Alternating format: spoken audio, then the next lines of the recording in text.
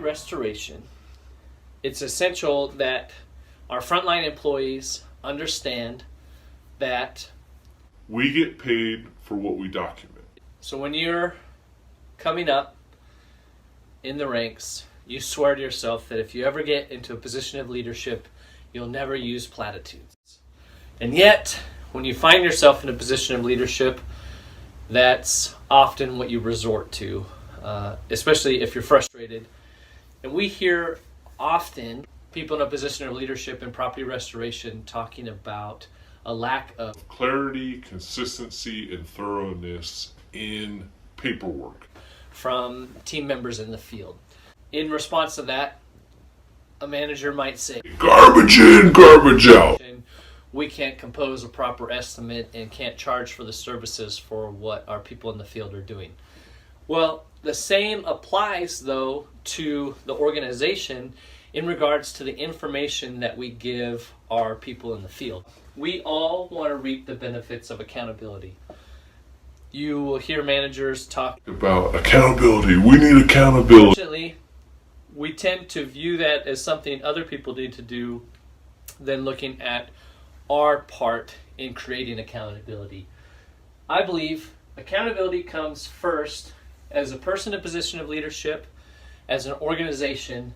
You have to create clarity. You have to create clarity in roles and responsibilities, or in regards to paperwork, you have to create clarity in how the scope of work comes into your frontline employees. At the very basic level, that starts with your intake process, the call. The call comes in.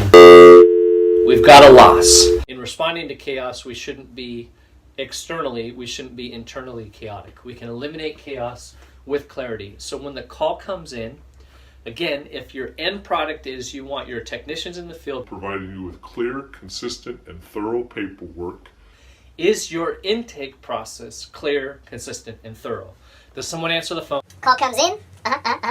Very basic details, or maybe your company has an intake sheet, but people don't follow it. Maybe your best salesman is out in the field. I got a hot lead, right? Here it is. So the call comes in. We don't consistently, clearly, and thoroughly get the details.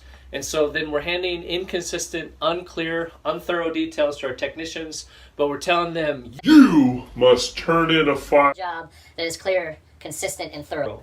So we're not setting an example of clarity, and we also have not set a baseline, a standard of operations for accountability. What you expect from your people in the field should be the same expectations in the office.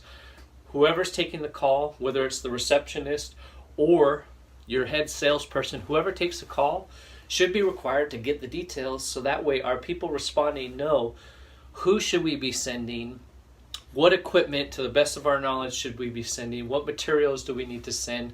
And also, if you're in any level of production, I started off today with a plan, but we always have to have contingencies in our plan for when those emergencies pop up. We need to be able to say, okay, this is what we can do, and this is who we can assemble, and then knowing who's going to be offline and how that ripples through our other production plans.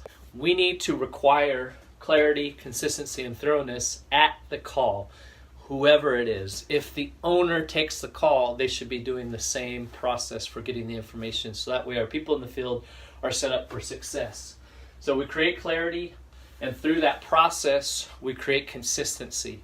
So when we have clarity, we can build consistency. And when we have clarity and consistency working together, we can establish the foundation for accountability. Right? Everybody wants to start with accountability. People need to be held accountable. Well, if the process isn't clear and it's not consistently followed, you're not going to have accountability. So again, going back to, it may seem oversimplified, but if you're an issue you have, and it's a common one we hear, and even if you have clear, consistent, and thorough, it could always be more. Training and developing our plan around that, but making sure what we're requiring of our people in the field is the same requirement of our people in the office. Former SEAL team leader Jocko Willink has a great quote in his book, Extreme Ownership. When setting expectations, no matter what has been said or written, If substandard performance is accepted and no one is held accountable, if there are no consequences, that poor performance becomes the new standard. We're trying to create clarity, consistency in how our technicians in the field provide the paperwork so our estimators, project managers can write up that project and we can get paid for it. But we're not requiring that same clarity and consistency from the people that are taking the call. So there's an incongruence there. There's a gap. There's a gap. And so clarity, consistency, accountability. If you want accountability, start by reviewing your processes and seeing, hey, are we clear in our communication internally so that we can be clear in our communication externally? Are we consistently following it across the board? Are you setting an example for the people in the field to follow? Whenever you're taking a call from a customer, it's difficult to get the details, right? You have to go through a process. If you don't already have an intake sheet, you need to develop one so that you're getting the details that you need. The same applies if you're going program work. How many times do you get a program assignment and it's missing key details or even the phone number or the contact's wrong? Does a lack of details from your client cost you time, money, and efficiency? Absolutely. We didn't get the clear, consistent, thorough details from the client. So we didn't pass on clear, consistent, thorough details to our frontline employees to be able to respond with the right amount of people, right amount of equipment, the right amount of materials. And then because we're not committed internally to a clear and consistent process, the end product of the paperwork is also inconsistent because we're not setting an example. We're not holding a high standard. Stop. If your process is not clear, stop today.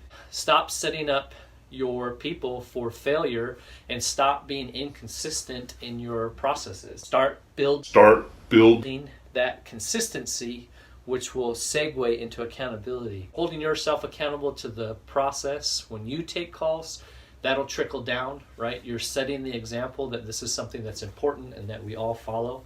And you can build the ideal. Again, we want clear, consistent, and thorough paperwork from our technicians. We need to be providing clear, consistent, and thorough details to the best of our ability on every project. Then that trickles down into your production. How often do you lose time, materials, money, and efficiency, when a job hasn't been set up properly by your project managers or an estimator is missing details, so capturing those details, transforming inefficiencies into efficiencies, that's where you create margin, right? I mean, it only takes a little bit of margin to make or break a project. And again, those efficiencies are related to details that we provide our teams. Investing in the details helps us to increase our efficiency, which helps us increase our profitability, which also helps our people across the board to create a system that is clear, consistent, and accountable so that we can be successful. Yeah, I'm gonna need you to go ahead and fill out that intake sheet. Garbage in, garbage out.